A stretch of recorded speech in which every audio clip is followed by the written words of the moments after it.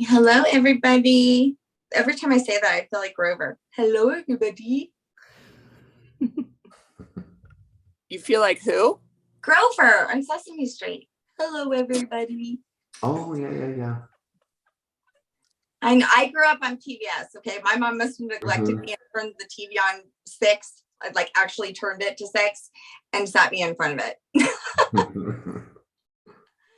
Hello, everybody. Hi, Megan. Hi. How are you? Good. How are you? I am good. I'm so glad you made it. And we have some others that are having a hard time connecting. Hold on. Boom, boom, boom. Amanda, you're on, but I see that you don't have anything on, and that could be because you're still waiting to go on break or something. I can hear you right now in your mind. Yeah, and it was really hard times for people to, cut out lunch today and join. I get it. But today is a busy day for Sense of Soul as well. Amanda, how are you? Good. How are you? I am so good. Good to see you. You too. Thanks for inviting me. Of course. Hopefully Jessica will join us. Yeah. Haven't seen her in a while. So, we're going to go ahead and start just for time, and I'll just let people in as they just come in. So it'll just be like that. But thanks, you guys, for joining us. And we have Dr. Michael R. Smith. He is, I'm serious. I just got done telling him when I think of empath, I think of Michael, because I think he has really helped all empaths around the world. He's a blessing to this earth, period. So we're lucky to be in the same reincarnation with him. That's how I feel. I feel the same way about you guys. And welcome, Megan. Welcome, Amanda. Yes. Thank you so much for joining us. And so I put together this empath workshop partly quickly because I just have felt so much lately, and I'm almost confused of the things that I'm feeling. But I know that I'm feeling a lot. And so just wondered if other people were feeling that same way. And so I thought being an empath that's what that is. We're all empaths, and we all have the ability to sense the world around us. And some of us are just more sensitive to that, I think, depending on where we're at in our presence. Michael, do you agree with that? Yeah. Yes. I mean, I have been noticing, I have a membership community, and we have quite a few people in that. And I've been I like to track, energetically what's going on. And we do energy updates. We share with each other. When we do our events, the first question is what have you been feeling? And to a person, it's just what you just said. We're getting more sensitive than ever before. And I would suggest that that's because we're all on a path of awakening. We're all at different levels, obviously. However, the common denominator among all of us here and all of us just worldwide, empaths in general, is that, we're committed, and we're committed more and more to bringing in more light. And when we commit to doing that, Megan, Amanda, and this other person, welcome, 830 area code. When we commit to showing up at events like this, the divine rewards us. And one of the rewards, it is actually a reward, is being more and more sensitive. It may not feel like a reward, but it is. Yeah. Okay. And so I know at the beginning of my journey that I've had to learn is that at first I was once I discovered I was an empath and I learned how to control and protect myself, I was so good at it. And I was building walls. I literally was so good at it. And I really, truly would brag about the unfuckable bubble. You could not fuck with me. But the thing is what I learned was that it was so important to know that you are safe in many situations in your day, that you don't have to go around with a wall around you. And so learning how to let that down when you need to, and then put it up when you need. Yeah, those bubble meditations, I've never been a fan of them, right? They're helpful temporarily. If you're in an acute state where you're overwhelmed with somebody else's energy as an empath, a bubble meditation is fine, and it does help. But to use it as a way of life, hell no. What you just described, who wants to go around feeling defensive, all the world is out to get me and I need to put walls up, like you said? No.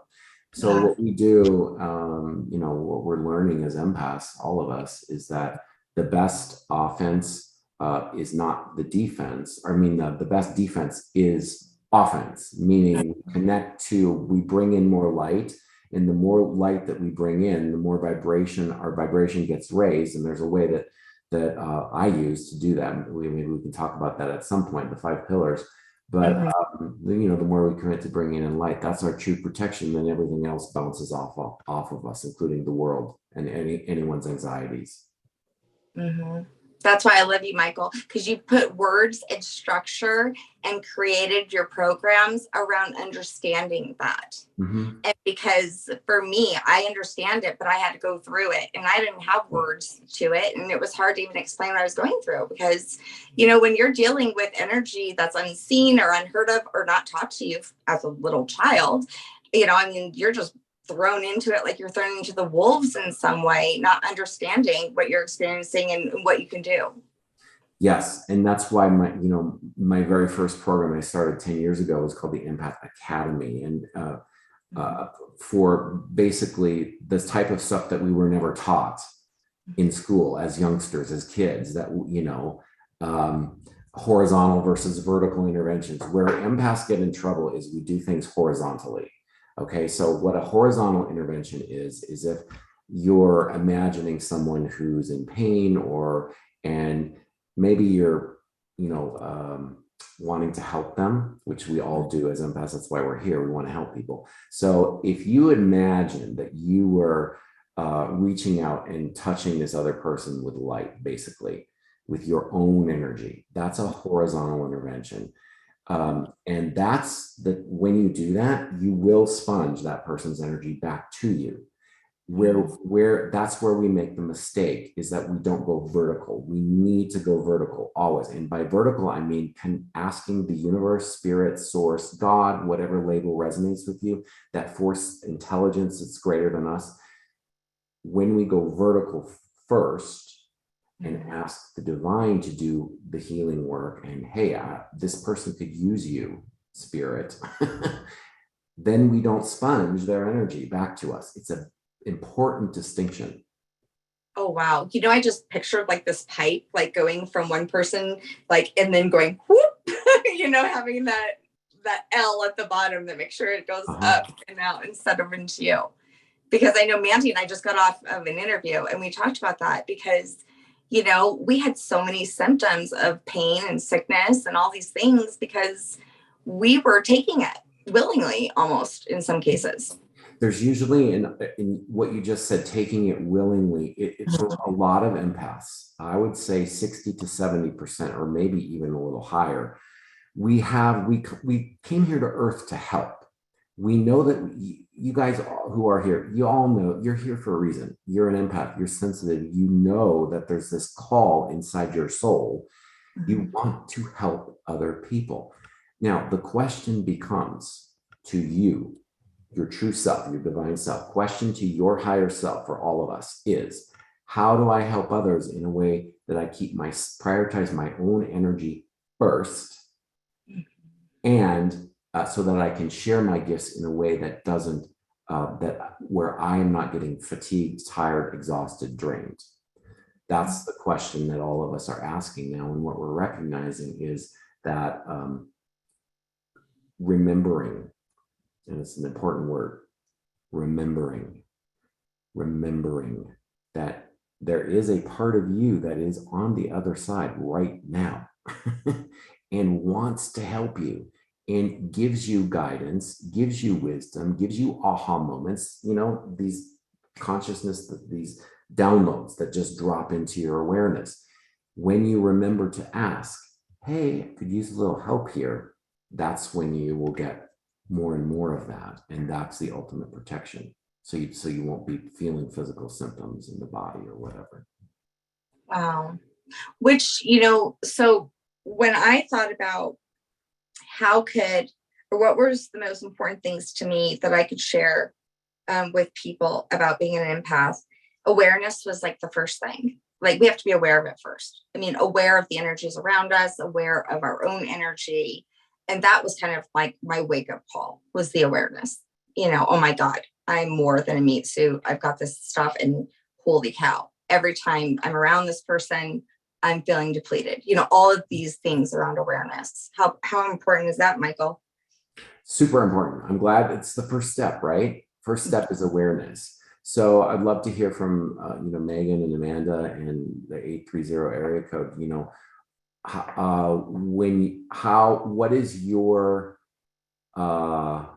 What is your practice for awareness? Because it's a practice. It's an action, really. Awareness is something that you commit to. So at some point, it would be interesting when we opened up the discussion to hear. I'd like to hear how you guys do that, and all of you, Mandy and Shanna as well.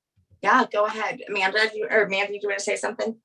I mean, I would keep calling you Amanda, but she goes by Mandy. Mandy.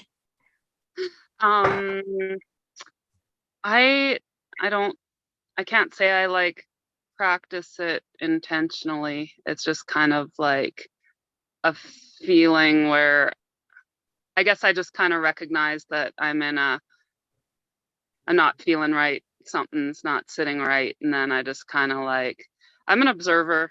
The word observe comes up a lot the last few days. And I just kind of take a step back and sort of assess like what is in here, like what's here that my energy is mixing with somebody else's energy or something. And I just kind of take a step back and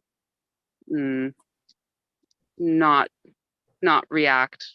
I guess respond, not react. Beautiful. Amanda, that's so good to hear. I would suggest for you to add one more step onto your practice, which is fabulous. So when you say, something's not right, I heard you use, something's not right, something's not sitting right, what's here that, where am I taking on other people's stuff? That question, when you ask those questions, what's not sitting right, you will get that energy that you've been taking on from others amplified. So in order to counterbalance that, I would ask you to ask the question, and I'm going to ask you right now, what's right about this moment right now in time? So I'm going to cue your physical body. Where in your physical body do you feel the lightest right now? Scan your body. And this is for all of us.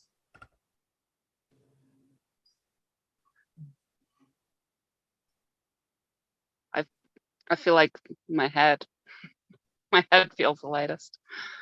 Okay, fabulous. There you go. That is an incredible, powerful practice of awareness. So when I said awareness is a practice, thank you, Shanna, for bringing this up.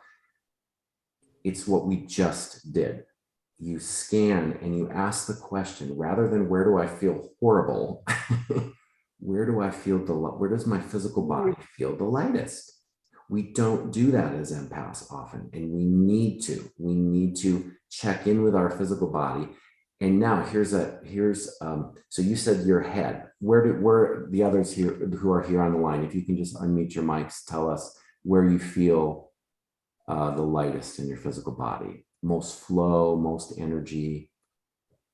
I'd say for me, it's probably my chest, just more lungs, I guess, breathing. Fabulous. Okay, now here's a little trick. And what we can do is we can ask, when we say vertical intervention, here's an example of that. Close your eyes. Everyone who's here, please close your eyes. First of all, we just want to say thank you to the divine and your divine self. So thank your divine self for being here for you and showing up for you and for us. Now, ask your physical body, where do I feel the most restriction right now in this moment? Where's the most restriction? Where's maybe some pain or some uncomfortableness, that type of a thing. And now what you want to do in order to improve and balance you out, this is a vertical intervention. You simply ask the divine, your higher self right now, to draw a line of energy between where you feel, like Megan in the heart, where you feel the lightest, to take that energy and move it to where you feel the most uncomfortable, to connect the two, okay? And the divine will do this for us right now. You just sit back and feel and let and allow the energy to move.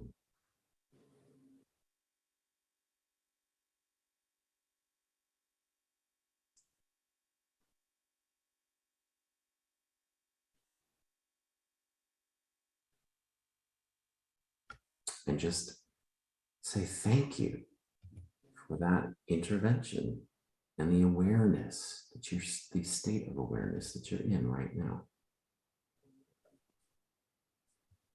Shanna, I saw you nodding your head. Yeah, because that was good. I could feel it, you know, Mhm. and you know, I was like, wow, right. Because it's almost like I needed to create that actual space. I needed to physically, you know, align my mind, body, and soul, and just be quiet and doing that. And that's all I needed. And I felt balance. Yes. Did anybody else feel that balance, that shift? Yeah. I always feel like tension in my shoulders and my neck when I'm in that situation where I'm picking up other people's energy, especially if it's negative. And so it's kind of funny that it's just on the opposite side of my body that I'm feeling the lightest. But yeah, I definitely felt the tension and everything in my shoulders and my neck just released. Wow. I mean, like literally carrying the weight of the world on their shoulders is a real thing. Yeah. Yes. Yeah, for me it was the shoulders too, and I like balance. That's a good word, Shanna. That's how I like it. Just like almost like this back and forth between my head and shoulders, transferring that weight almost. Mm-hmm. That was nice. Thank you. Yeah, I was going to say, Michael, thank you so much for bringing up that during a body scan, asking where you feel light, because I always tend to drop in and figure out where the pain is. So then, you know, where your attention goes is where your energy flows. Well, I mean, I don't want to give that energy. I want to give the lightness my energy more often. So thank you for that. Oh, yeah, absolutely. It's important. And I'm glad to hear that Megan and Amanda felt, and Shanna, I felt the difference too, right? When we remember, we have to remember how powerful we are. So for Megan in that moment and Amanda in that moment, for all of us who were doing that, you created that because you asked your higher self for energy. And every single time that you ask, you will receive what you ask.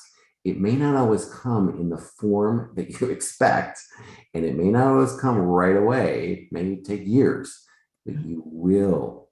We can trust, and we are learning to trust that when we ask, just like just happened, you get that answer.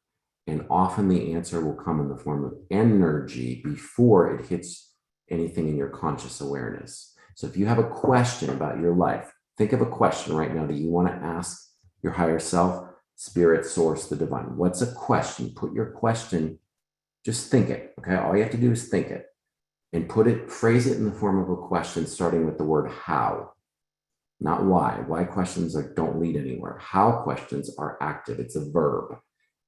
Show me how I can, and then fill in the blank, okay? Think of something maybe you don't have clarity on, that you want clarity on. This is another skill for empaths, to connect with your higher self. Ask that question, put it into the field, and then quiet your mind and exhale your ego. Everyone this is a practice I use. It's very, very simple. Exhale and blow out your ego. And what's left is your divinity. And then ask the question and feel the energy. Woo! Oh my gosh. The energy that comes in return.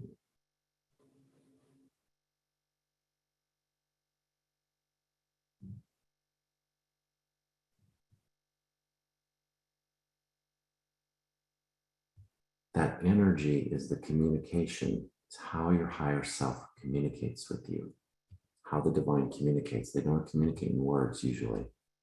Sometimes they do. What are you guys all feeling when you're doing that?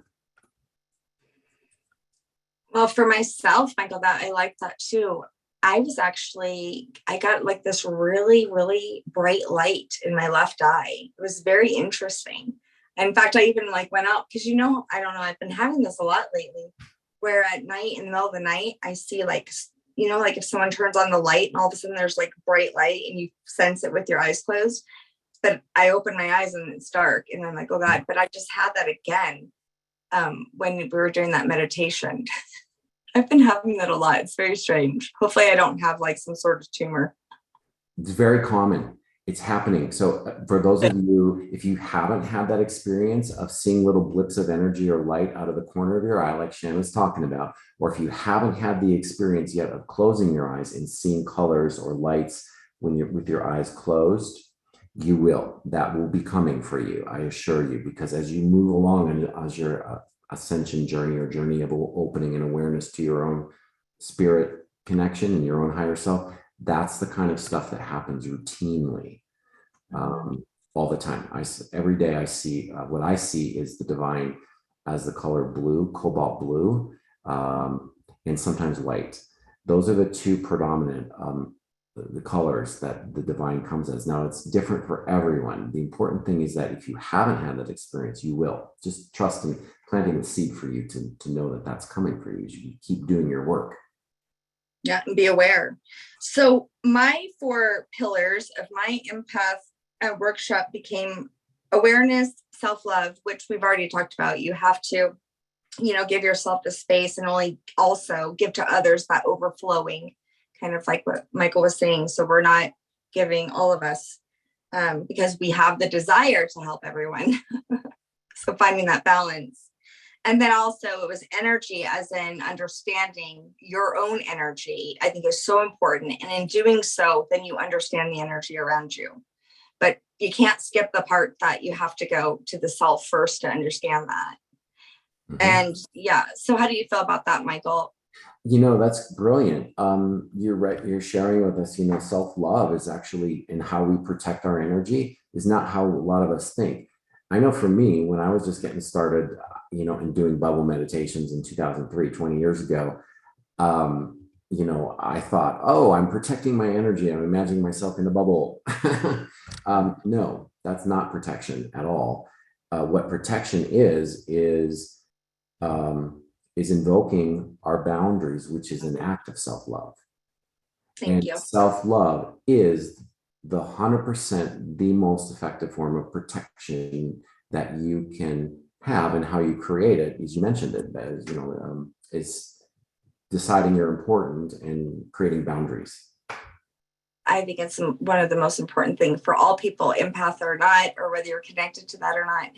You will only put up with as much as you will tell yourself too. So I always find that is so amazing. It's like whatever you believe about yourself is being reflected in how you're treated from other people. And so that awareness still is so important. And then having that self-love, because, we all have a limit. We all have a limit. You know how sometimes the limit for women is the C word. It's like, you can call me a bitch, but don't call me the C word, right? That C word for some reason is just definitely not okay. But, we all have that limit, because that's the limit. That's our boundary. That limit is the boundary. But why would you think that it would be okay to be called a bitch? So we have to kind of assess really what we're allowing ourselves to say to ourselves, basically, and believe that's not true about ourselves. Yeah, and so important. Go ahead, Dan. I just wanted to add that, and boundaries aren't to control others. They're there to protect yourself and your serenity and your happiness. And I'm sure if you're a listener of Sense of Soul, you know that one of the greatest pieces of guidance I got from a therapist was that it's not a wall. It's a white picket fence. And that white picket fence around you is to keep out the bad, but let the good through those little, fences, those little pickets. And that's what the boundaries are for. They're to protect you and your happiness. That's brilliant, Mandy. And another metaphor that I use, which is basically the same thing as you just mentioned, is imagining a window screen, that we're window screens. Same principle, right? Yeah. We just let stuff flow through us and not get attached to us. If we have our walls up, that's 100% guaranteed that you're going to make it worse for yourself, that you're going to keep the energy by being in a defensive, stay away. what we want to do is we want to be like Mandy just said, let the white picket be the white picket fence and let that energy, the good energy, the positive energy come through. You have to learn how to control it. It's yours. This is your body, your mind, your soul. You're in control of it. Well, you can be, or you can let the entire world, control you, suck the energy out of you, deplete you, and all those things. But being an empath is a gift. I don't even understand the whole curse thing. Once I understood truly my energy and how I could control it and how I could use it, not just for my benefit, but for the greater good of the world, then it was not a curse. It was a gift. And every one of us have access to this. So I think that's another thing. Some people are like, oh, maybe I'm not an empath. And I remember Mandy and I really kind of struggling. Well, everyone's not an empath. But I mean, we are. We all have this spidey sense, don't we, Michael? We all do. That's the thing, is we all have the spidey sense. Now, I'm going to suggest a definition of an empath that a lot of other writers and authors and educators, they don't include. However, I do. So I tend to attract in my programs the empaths who are committed to service to the divine. You want to be a light worker or a healer or help in some way, a coach, a mentor, whatever. Helping is so.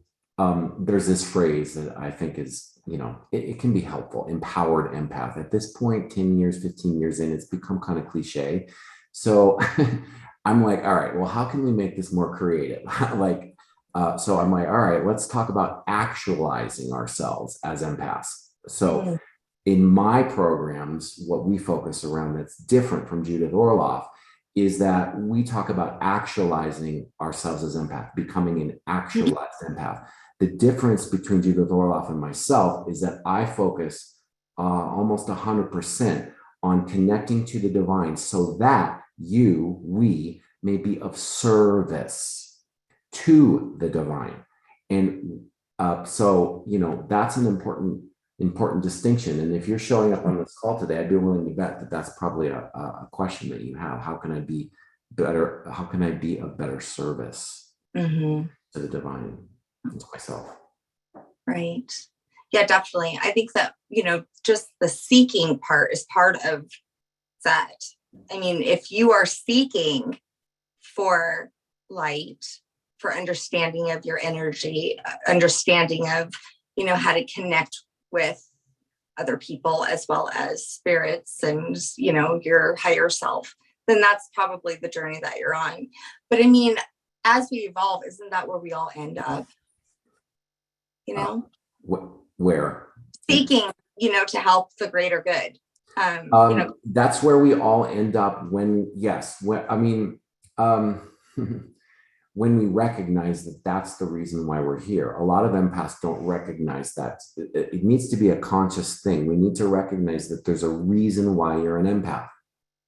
In my view, and I'm going to suggest to you that the reason why you're an empath, the 100%, the primary reason why you were designed by the universe, spirit, to feel other people and pull them into you, so you perceive them, is because so that you can help, so you can understand them and help them through your divine presence. That's the role of an empath. We don't have to say one word or do one thing. If all you did was go vertical and close your eyes and do what we did twice now already, we're going to do it again for a third time. Ask your divine connection to come through in this moment. Now, here's another question. What's important for me to know right now?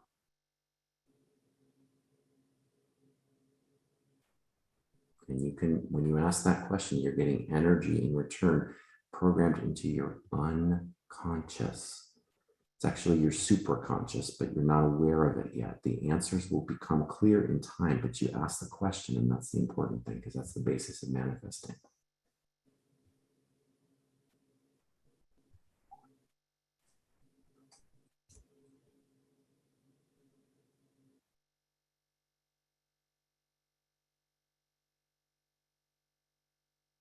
The energy This is what's always speaking to us. Always.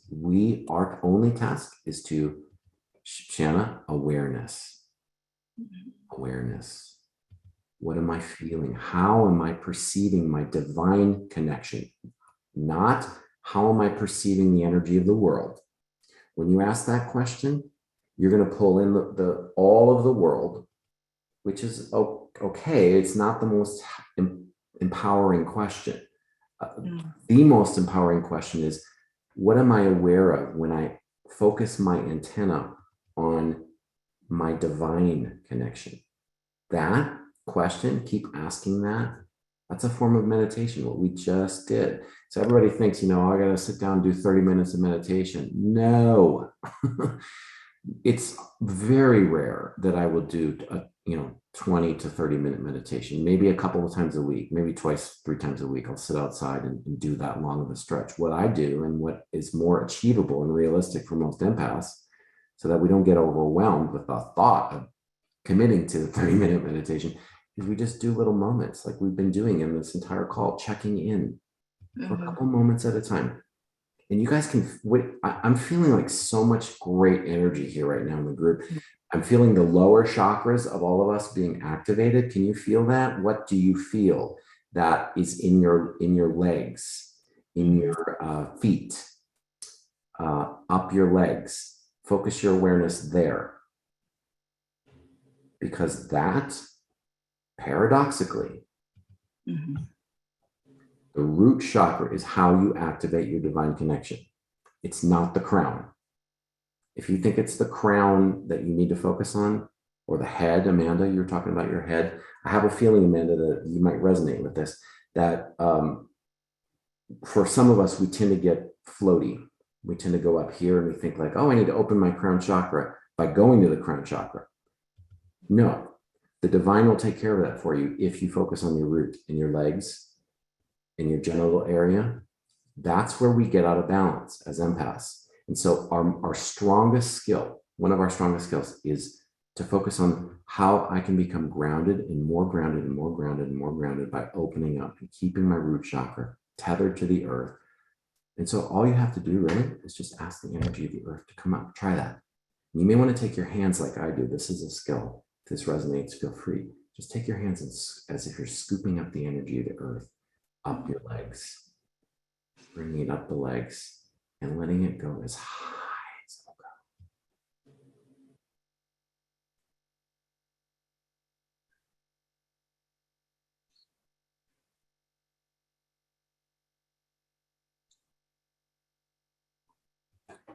That's your divine connection, by going below, not above.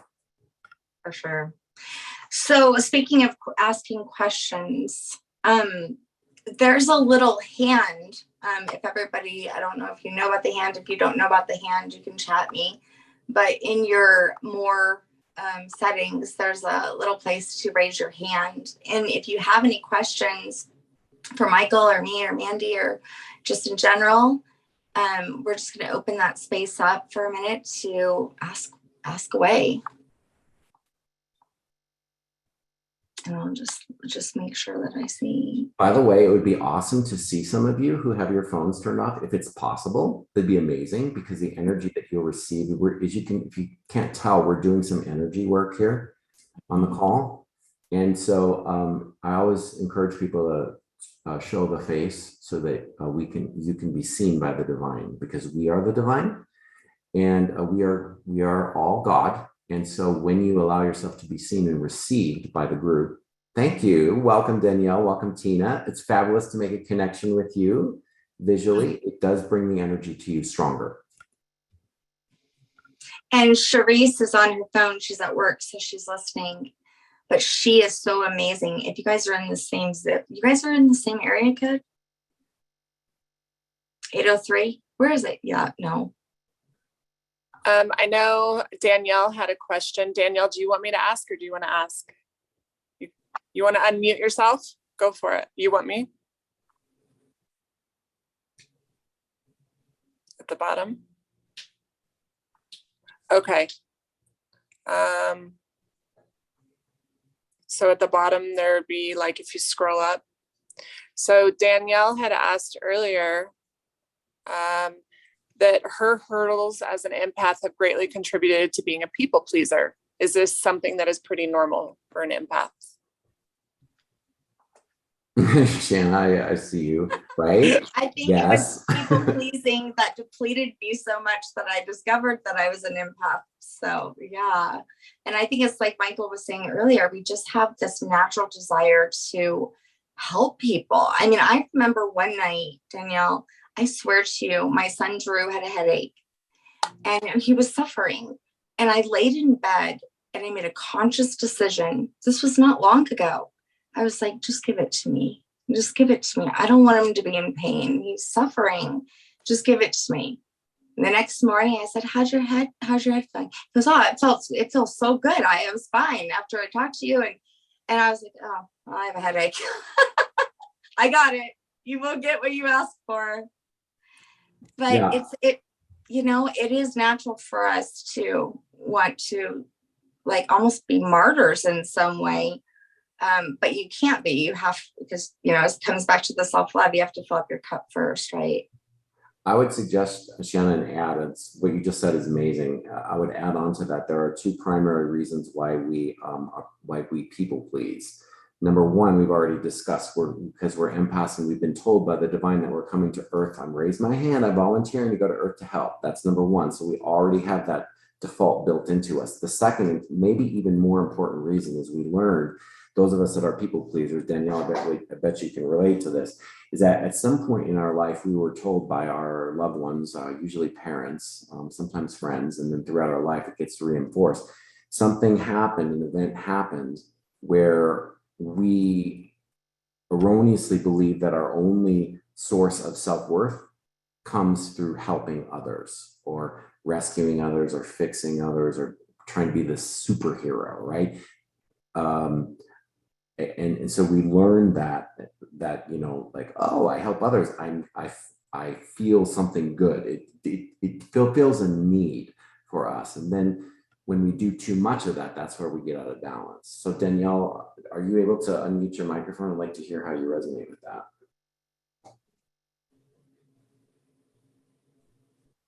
Oh, you're muted. Hi.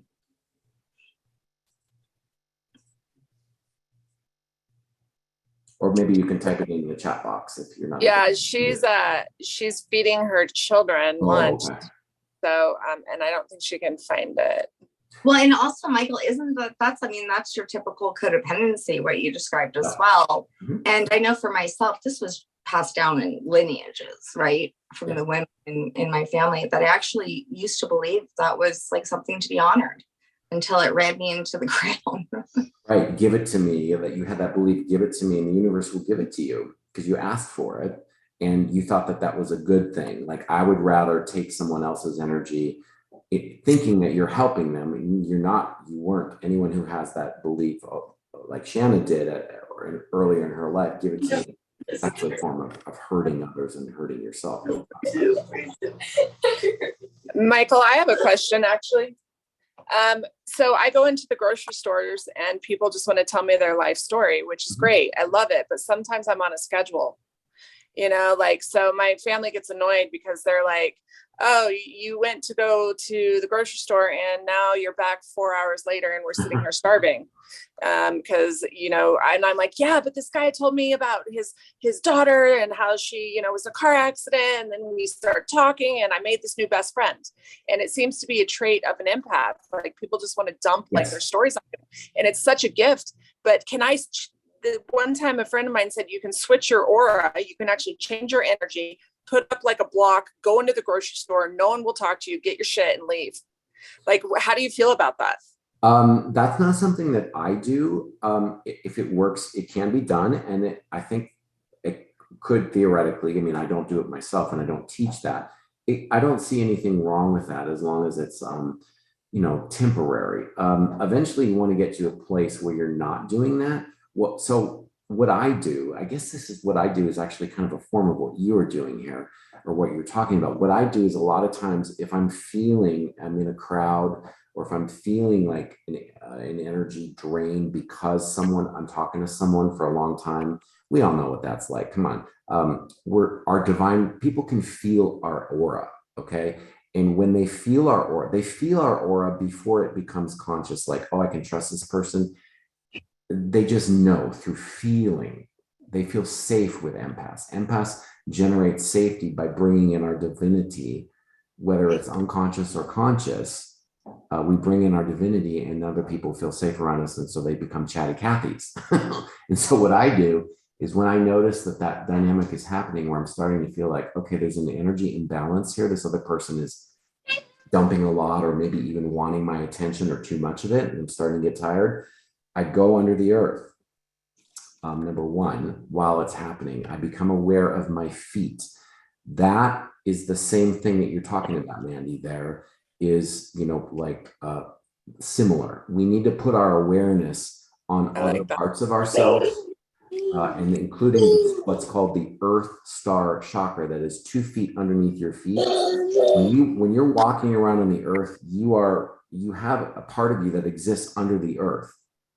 And we walk around. So if you put your attention on that chakra that not a lot of people know about, you will get more divinity coming through. The divine will juice you up even more. We did this earlier on this call and you guys felt that. So that's what I use to call in the divine to juice me up when I start to get drained. I go underneath the earth. So try that next time you guys are feeling tired or drained when that dynamic is happening. That's one skill. And then at some point, we just got to flat out say, hey, I got to go. I'm choosing to put myself first. And there's a variety of ways we can do that. I mean, if you have to make up an excuse, you can. I always think it's just better just to be honest and say, yeah, hey, so, thank you. Yeah, I love that. The underneath the earth. Thank you. Mandy, we do that a lot though. She walks barefoot all the time. And I love to walk barefoot. Oh, sorry, I just jumped right in, but I figured it out. I figured out the unmute button. Okay, the one thing I just had to say is, a lot of this resonated with me. I've been told I was an empath forever. Like every time I'd go to the psychic or get my cards read, they would always be like, hey, do you know you're like an empath, like really strong empath? And I'm like, never really knew what that was. And then about 21, it kind of hit me. I was having all sorts of stomach problems. I had severe endometriosis, but it was more than that. And the doctors couldn't figure it out. And then it kind of hit me that it was the energy. Like it was all stemming from me taking on other people's energy and me not letting my stress go, which has been a learning process. It still is hard to let shit go. And so like, I hold a lot of that in my gut. And it's like, I've just recently learned that. But, as a kid, my grandpa was a Denver city councilman, and he was just all about community service and working for, people who had less than us, just all about that. And so growing up, that's all I did. Every year we would volunteer hours of our time. And I loved it because it gave me a sense of relief, if that makes sense. It was almost a way for me to, I don't know, get rid of some of that empathy that I was holding on. Like I did my part, but if that makes sense, I don't know. Anyway, man, being an empath it's really hard. It's emotionally draining. It's physically draining if you don't understand it. So hearing all of this has been super helpful. I would thank you, Danielle. It's so encouraging to hear that you're finding ways to release the importance of letting go. I would suggest you to slightly tweak your language there. Where you said, being an empath is challenging. It's hard. Okay. I get what you're saying. And it's all of our, it's up to all of us to affirm to the universe the joys, not the burdens. So when you say it's hard and it's challenging, you're reinforcing in your energy field the story that it's hard and challenging. So I would suggest to you, maybe just say it can be challenging and hard at times, and setting the intention that it's going to become easier and easier and easier the more that I show up for myself and commit to my own self-growth, which is why you're on this call. So bravo, all of us. Thank you. Yeah, no kidding. It's definitely been a journey. So it's nice to know. It's nice to know that other people are also on the same journey. You know what I mean? That I'm not like this like crazy person just having all of these random emotions. Like it's not just me. So it's beneficial. And I would encourage you and everybody on this call, if you're not already, which you guys are already probably are, following Michael on Facebook. Michael, I just think that your community is absolutely beautiful. You're one of many few who put yourself out there. You really interact with us. And I just think that it is true. That's why Mandy and I started this as well. We felt alone. We didn't understand what was going on. Our parents didn't have a clue. They were like, what are you talking about? Energy. So we need to reverse that. So I've dedicated my entire life. I work only full-time with empaths for the last 15 years. So rather than going to Facebook, because I don't use Facebook hardly at all anymore. Oh, I know. I did see that. I would encourage you, if you're not on my mailing list, every week I send out Monday messages, which amazing. Oh, thank you. Yeah, Mandy's, thank you. I appreciate that. Just go to empathconnection.com and sign up for my mailing list after this call is over, and we can stay connected that way. Well, that's interesting because, I'm not on Facebook a whole lot either. So I missed some of that, but you did a live, or I missed it, but I watched it and it wasn't too long ago. And me, like everybody else, was in your comments like, oh my God, Michael. Yeah, I did the last time I did a Facebook Live was like October, November, something like that. So I haven't been doing those. But yeah, sign up for my YouTube channel too, because I do about a video a month, roughly, something like that, with helpful tips and stuff like that. So if you want to do social media, go to YouTube. That's the place to go. Awesome. Michael, how do you stay current on current events and what's happening in the world as an empath, without it letting it like destroy your soul? That is such a good question for all of us. And in our community, we have a community program annual membership called the Empath Sanctuary, which is like super fun and beneficial. And it's been a joy to lead and facilitate that new program. And one of the things that we're talking about, obviously, is being more and more sensitive than ever. And your question, how do I become aware of current events without becoming overwhelmed? All I can do these days is I can barely read the headlines. I don't know, but I'm seeing some nods, right? Like, it's like you start going down the rabbit hole of like clicking on an article about whatever is going on in politics or the world or the war or whatever. And then all of a sudden, boom, we have that energy in our field. So for me, I just scan the headlines, and after about 5 minutes, I'm done. Yeah, because I feel like a lot of it's even brainwash. I mean, I feel like we really have to be selective about what we're kind of allowing in our field by reading some of the junk and listening to some of the junk. I mean, I almost can see that it's purposely feeding us fear. It's just absolutely insane. And thank God for my teenagers, or I really wouldn't know anything. I don't have any teenagers. Well, I do have one too. Thank God for my kids. Yeah. That they tell me sometimes, because they often say I live under a rock. But some of it is just not necessary to know for me. Megan, do you or Amanda, do you guys have a question? Yeah, I had one question. So kind of going back to the beginning when you were talking about going vertical and not horizontal.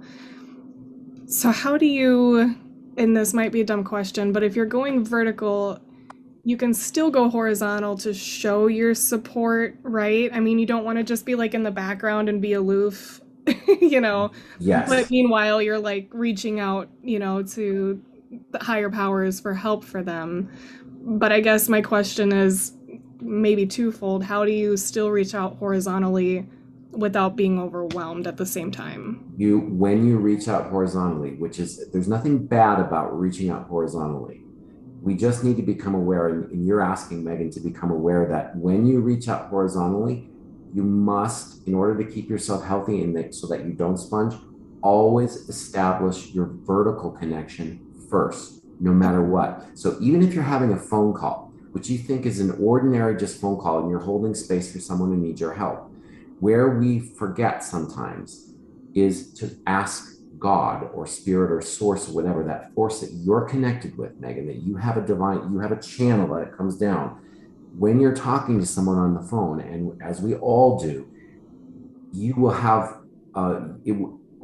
we need to go vertical rather than just pretending like, oh, it's me, Megan, that my human self is going to help this person.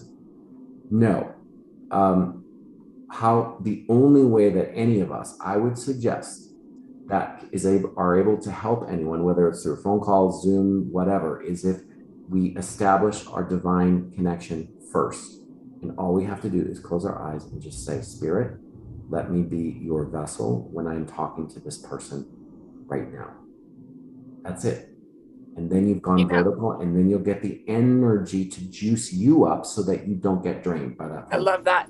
I was when I was in rehab, I was talking with the minister there, and he said, like, this is you and the divine. And this is the part of the cross that has to be put in the ground first in order to stabilize this piece, which is you and everyone else on earth. And I loved that. And that was his representation of the cross. And so you always have to have this first, and then that. That's what the cross is. So those of us that grew up Christian, as I did, that's what you just said. I'm so grateful that you brought this up, Mandy, is that when we talk about horizontal and vertical, that is the cross in Christianity. That is the medicine wheel, the four directions in indigenous traditions. That is who we are. We are horizontal, human, and we are vertical, divine, in a human body. So the cross is an acknowledgement, which you just so eloquently spoke, of both our humanity this way and our divinity this way. Awesome. Well, and I was just thinking, if you think of a cell phone, if you don't connect with the satellite, you're not going to be able to communicate, with each other. Well, not with a good connection. Yeah. You'll have like T-Mobile service. Oh God, don't even get me started on that. I live in an area, out in a rural area, and I went through a whole spiel with T-Mobile. So, Amanda, do you have any questions? I don't have any questions. I just kind of pondering the empath thing a bit. Like, for so many people, it's very much physical, and I'm a very visual person. So even when you were suggesting, trying to feel into your body, it's like I'm seeing the colors and shapes and things more than I'm feeling my body. And I don't know if that's just mixing different sensitivities or whatever, but it is. So Amanda, thank you for bringing this up. It is mixing different sensitivities. That's called synesthesia. You want to Google that because it sounds like you are synesthetic. And if you can identify with what Amanda is saying, synesthesia, SYNESTHIA.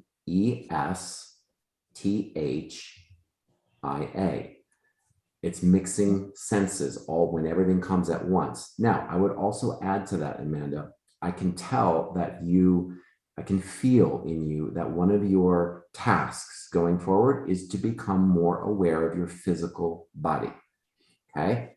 That is important. You prioritize the other senses sometimes more than the physical body. And so now you want to bring the physical body more, you want to have a better relationship with your physical body.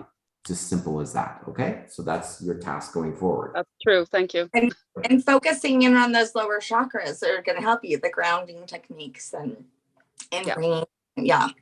And I I know, have a quick question. yeah, go ahead. Okay, one of these questions, it kind of is in regards to your physical body. How do you release that? How can you physically, like, you know, I try to do like yoga and stuff, but I'm not in my hips in particular, which is like in line with your root chakra, correct? That's sacral, but yeah, it's close. Yeah, you know, my hips are like killing me and I keep trying Mm-hmm. to work them out, but is there a way that I can like release that from my body? Do you know of any way to, you know, release that from my body? Yes. You will just keep doing what you're doing. Keep showing up at events like this. Keep asking that type of question. Okay. That will be answered for you over time. And I guarantee you, I don't use that word very often, but I can tell that you are committed to your own growth. You keep doing that and acting on that commitment, showing up. Your hip pain will go away eventually. At least it won't overwhelm you. I do yoga as a way, I have to do it to keep my physical vessel clear. So finding ways through movement, physical movement, is super hyper important for all empaths. And in particular for you, Danielle, what I would suggest for you, Danielle, that will effectively speed up the process is when you are doing any form of physical movement,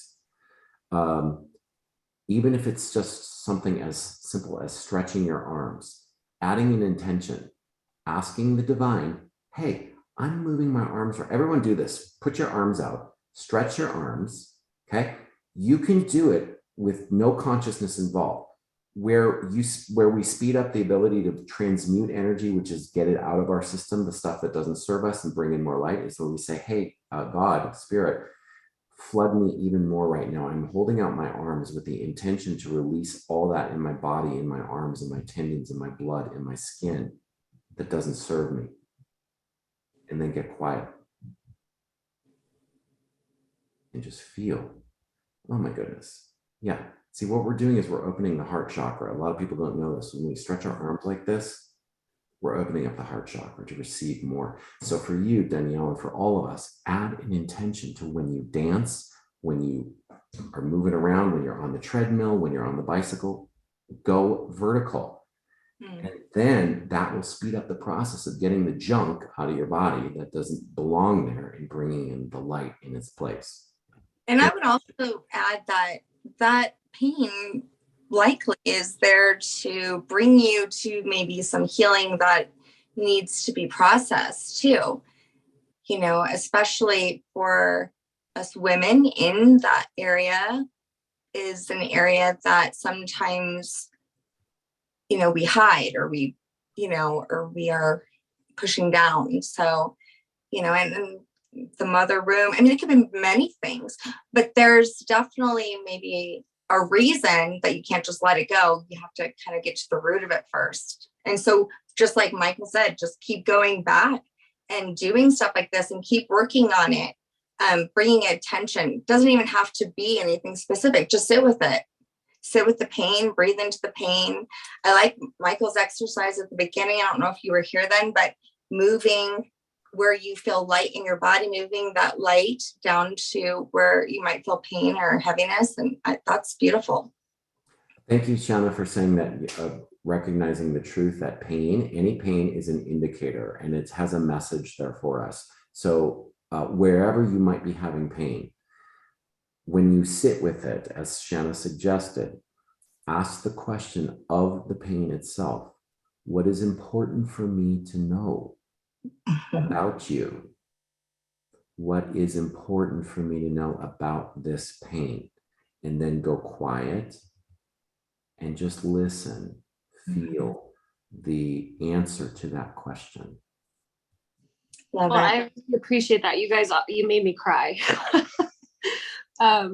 Yeah, I think that sitting with intention, and when I move my body, having an intention with that, I think that that's exactly what I need to do. So that's beautiful. And Thank you for that. Danielle, crying is a letting go of your sacral chakra. Because Oh man, when I do yoga, okay, sorry, that's my kid.